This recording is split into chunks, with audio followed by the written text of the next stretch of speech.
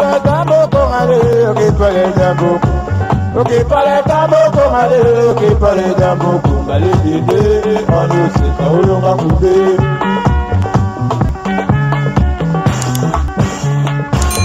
Ok parle tambo kongale. Bandeko solution ezwami na mabota na biso bandeko na ngai toza na bati ebele yeli biso boye pona kosunga santé na biso ezali biloko moko ezali naturel bandeko na nga. Premièrement to bandina nona oya batata ezali café oyo ezali kopesa vraiment makasi epona ba papa soko zali na problème ya érection en tout cas solution ezwami café na biso yango oyo. Ozali na problème ba maman tokei mbangu pona ba maman oza na problème ozoko kaisusu kozala na posa ya sexe te alors ba maman te yango oyo ekomatisa yo eloko babengi libido voilà libido ekoya makasi pona ozala na posa ya sexe tolongola na tokei pe na mbangu na ba articulation ba papa bazosala misala makasi na ba maman te ya articulation yango oyo ezwami bino moko bomoni pona ba mikuwa nzoto pasi okobenga biso tokotekela yo te oyo tokei kuna toza pe na ba oyo baza na problème ya tension yango oyo high blood pressure oye mbangu eko réduire yango te yango oyo pona bato ya tension tozali pe na te ya anti-diabète bato oyo bazali na diabète bato oyo baza déjà na tendance ya kozala munene docteur ayebisi okeba na sucre okomi na limite ou bien diabète ezotungisa yo te yango oyo bandeko na nga te moko malamu bakomi bien 14 jours omeli yango 14 jours opemi après oye kobandela kir na yo omeli lisusu soki obengi toko expliquer yo oyo ezali publicité elekaka mwa mbangu oyo ezali mpona bato oyo baza na posa ya kobota ozozwa mabota te matrice eza na problème en tout cas oyo ekosunga yo esukola yo matrice obota na lombangu tokei mpe mbangu tozali na café oyo mpe ezali ndenge moko kaka presque na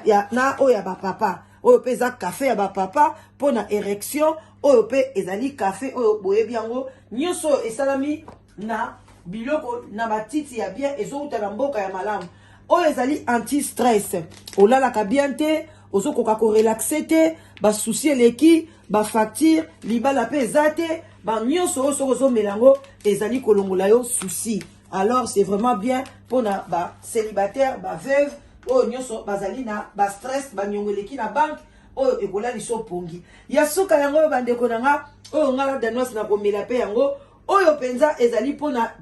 te na biso moi te ezala kitoko te na yo ezala bien te moko ya pembe moko ya naturel ya kitoko makasi ndeko na nga makamba ko chaka kopakola biloko eza te yango ozomela ntina yo ekosunga yo alors toza pe na mulangi moko oyo na memeli bino te eza ya bapapa pona prostate pona érection plus prostate oza na problème ya prostate oza na problème ya érection olali bapapa kosuba na butu omeli emai buko subi yeba déjà que moi annonce ya prostate ezoya alors toza la mai wana mulangi wana alors soko za nango pe besoin okobenga toko commander pona bino alors bandeko na nga bate na biso yango yo vraiment boya ebele boya kozwa bate bosomba bate nyonso ezali ba produit naturel binombo nyonso boza na Belgique France États-Unis Canada poste na yo kaka ekosunga yo osombi tina yo ofuti poste na yo ekokoma na temps opportun merci na bino nyonso tout que Dieu vous bénisse biloko yango yo ba mama ba papa solution ezwami. Bonjour, bonsoir, bon déjeuner de ce matin, bonne journée, bisika biso bisu bino, to bandi biso semaine à sika, mikolo ezo kende pe na lombango, vraiment bande konanga, bayenge, bisika biso bisu bino, bande konapsa bundu dia Congo na église ya PV ya Longo, boboto bondeko na ba oya biso ya église ya catholique, na lombango ba shalom na ba homme de Dieu ba chantre de l'Éternel ba shalom na bino. J'ai beaucoup de gens qui croient que moi la danoise na linga ba pasteur te.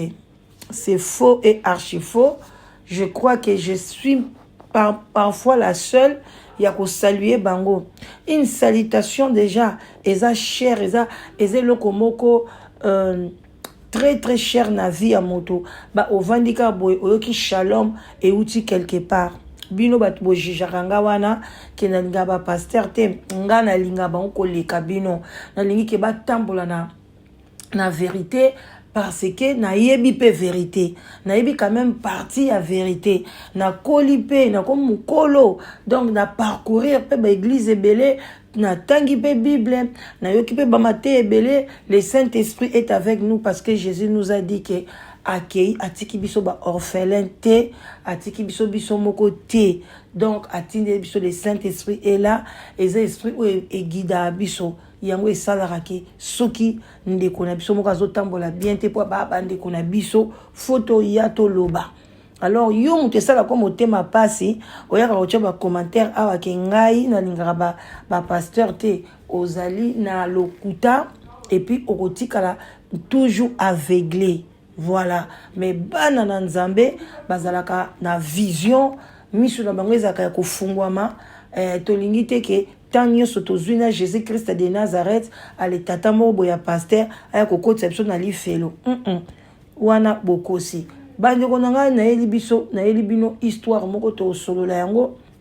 na boke binyoso moko poiti moko po vin blanc moko po vin rouge et ça la rakitoko makasi bande ko nanga et puis ça a bonne santé. Alors bandeko vraiment bozana tozali ko solo là bozela momuke. Alors bandeko nanga nazali ko yebisa bino moi li solo moko ya muke peto la musa vraiment conscience toyeba ki sorcellerie existe. La sorcellerie existe bandeko nanga bo banga bandoki na ko banga ndoki ezali ke kozala na prière. Donc moi prière et salaka kitoko makasi bolanda lisolo na boke binyo solo sako na ba chef coutumier na biso ba salam na bandeko na biso ba musulman ndeko mwasi ba botaki bango na famille ya 6 enfants bazaki 6 enfants papa na bango abokoli bango azaki na epe na mbongo penza makasi te mais quand même asombaka lopango oyo esali ke papa leki na bango pa azalaki ayepa balaka yenda zaki na ba moyen belé abanda kutu kosunga mingi papa na bango na kosunga bango lokwa ayepa balaki aboti te en tout cas azo banda ko luka mabote ezoya te babanda kosunga bana ya grand frère na ye et ko sala ke grand frère na ye aye ko kufa kaka brusquement boye akufi papa na bango. Ta papa na bango akufi, mama bango pas aki mwasi moko ya courage ya makasi te, abandako na ye penza ko luka te, na bana wana 5 6 bazalaki wana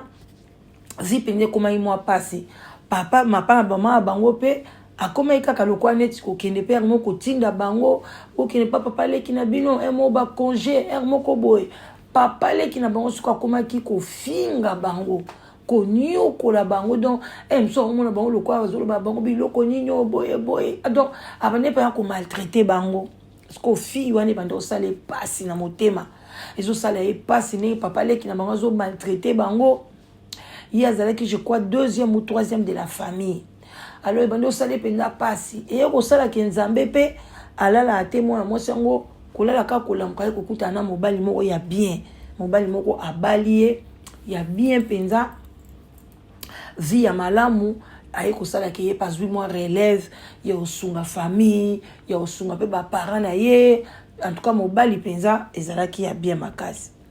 bande ko nanga ye kosala ke ye ndeko mwasi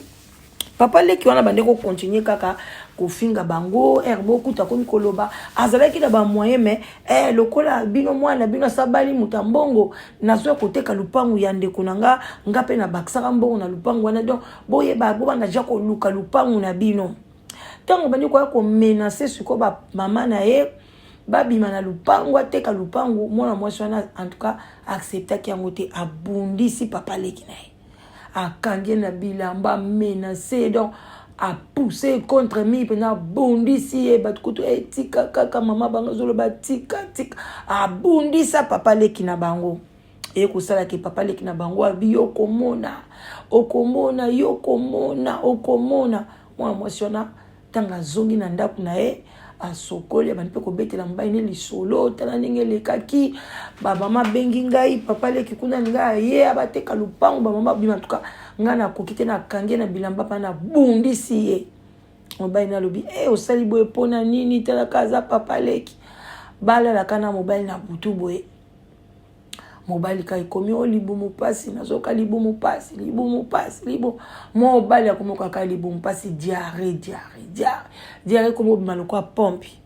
donc donc azoko kakutu lisuko tele matake na ngona akena na toilette donc et comme bimanango kaka na nini na mbetu kaka boyo donc azolongola ka ba dra donc et comme lokwa mai ezobima moto amoni mwa été pa ba zui mobile bakene na hôpital comme bakomi na mobile na hôpital le lendemain nango babio mai esili donc eloko mo etikali na nzoto te soki pende nini michopo nyonso ekatani donc na diarrhée wana michopo na yepe nyonso ebimi donc michopo ekatani eloko donc mobile akufi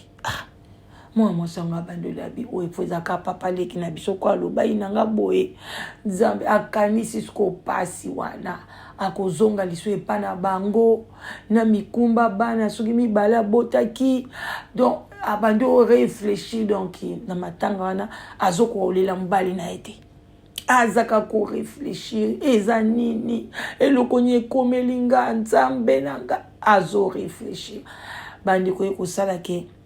ndiko mwasi kana matanga wana donc ba comprendre mwasi te ka courage azokoka komivandisa te mama va donc akomi tu troublé kaka na minute wana ye moka yebiso ndeni asalaki ake asombi mobali batie na mort moko bo abimi ake somba mbuma baobenga wango mbuma poison ndiko mwasi asombi poison ya botala niveau abinga fona boma ka papa leki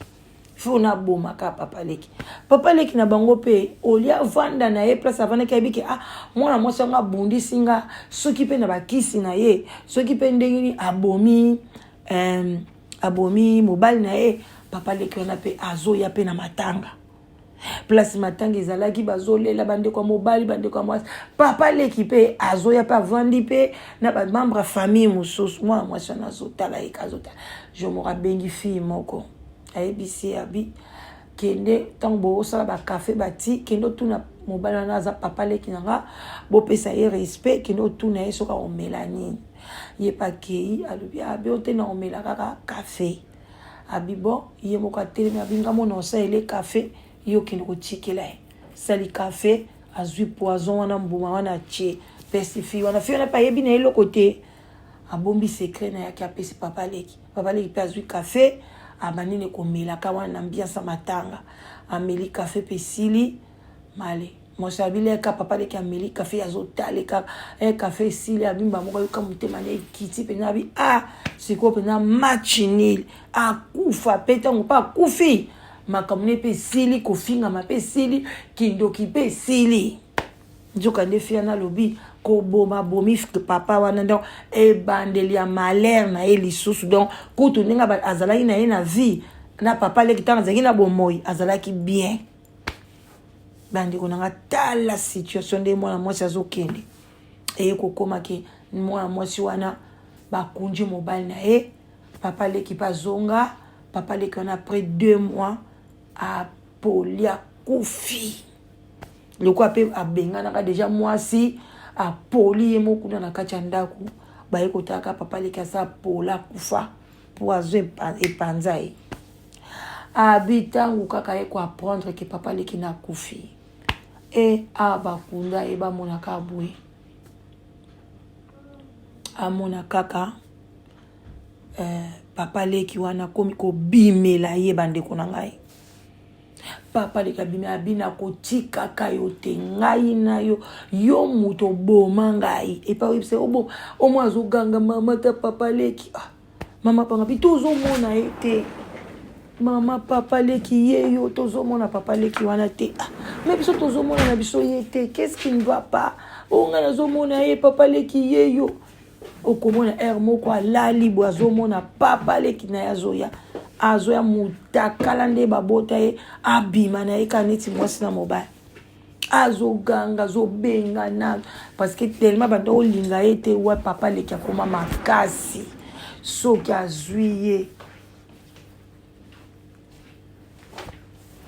soki azwi ye bandeko na ngai excuse nga bandeko soki azwi ye bandeko akobanda obima na ye abimene na munoko na nsima na donc ntango akolamuka na ntongo fatigué donc azomona papa leki na personne boye akomi kokanga bakomi kokanga ye pasika nde mosusu okomi liboma te mama banga bi jamais lokwa ye na mobali na ye basalaki tu basombaki mwa ndako abamama banga bi nono fo sombaka obimaka na mboka oyo erbo bona komi mwa bien moko bateki lopango ali asali manœuvre ye bana ne batikali na Congo kuna epa mama na ye akoti banzela ayo bima na poto papa leki wana akangama na ye kaka pasteur nini akite donc ndeko mwasi koto na poto virus ezate donc malheur bidon kuta zo banzambe pona nini na bomaki donc tozaki kutu mwa mieux tant so to romona un mois deux mois même so to romona papa leki wana te bon ko bomanga na bomiye donc na komisu na problème akosakana te bande ko nanga botala donc aza na zo bundana aoluka ka basai na nzambe donc suite ezate maladie donc na France bazo traiter le kola mutali boma donc so comprendre bande ko nanga eza passé na mawa yangwana to ya ka to la musa conscience bande ko ndoki baboma kaye bongo te ndoki bafunda kaye pa ya mukolo na ye mutu oyo asala biso nyonso na bandoki na basatana ndeko nanga mutu asala biso eza nzambe ye moko asala satana nzambe ye moko asala mutu malamu nzambe ye moko asala fomi ngungi biloko mususu zongi saka kepa ya nzambe ye moko aza maître tana circonstance akoyeba nini akosala pona sauver bana na ye yo kokozwa justice te on se faire justice même mutu asali yo mabe boye atye yo mbeli bi atye mwana no mbeli yo kozwa mbeli okende koboma ete leta kokanga so yo donc ko se faire justice te po batya batu ba place ni oyo kokende okende kofunda mutu wana batu ya misala mabe tozana ba place oyo yo kokende kofunda ye pa ya tata nzambe okoloba epa papa oyo moto aboye nuisible boy papa to sala eni na mokili to benga kaza papa leki na biso te longola musika na biso sala pesa frappé d'aveuglement longo et puis buka lopango ezana ba kombo na bino ezana komba papa leki te donc azana droite tant aussi longtemps bozana akotika la pe ko teka lopango na bino te mais tala ndeko na biso à se faire justice ye moko ya kozwa papa leki kopesa ye poison donc moi si wana tokende pe tozonga zaki na motema makasi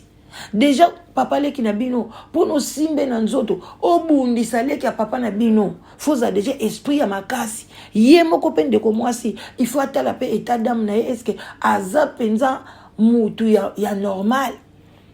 kaka parce que papa leki abia linga te kalupangu vome kutu pona ngai akoluka ba yanki ya quartier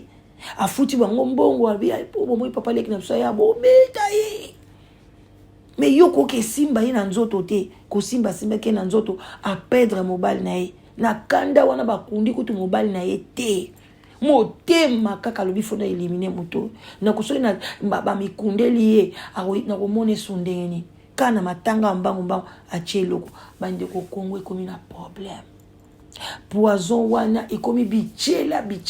biso tokola ibongo te papa le katazo salon de wana poison ko sombela wapi bandeko nazana ebela koloba te boyebi ke ezalaka mate ya topesaka baka oyo tomona à vous de juger bolobi nini na lisolo bo partage yango ekoma botala ndenge communauté na biso eza na ba problème kolamuka toujours baka ya modèle na modèle eza na kati ya communauté. Alors bandeko nanga à bon attendeur salut c'est qu'on demande à la fille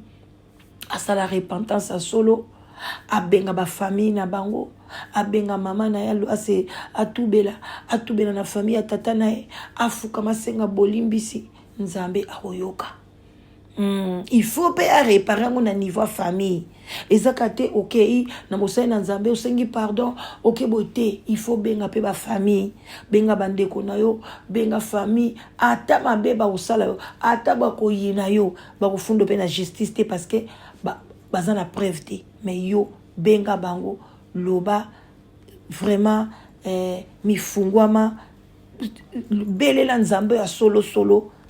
aopesa yo kimia mais biloko aboye bandeko nanga ete ya biso to sala kayango te okoki ko se rendre justice yo moko te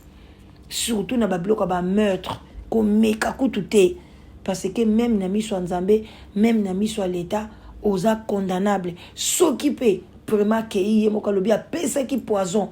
en tout cas même na Congo ba okanga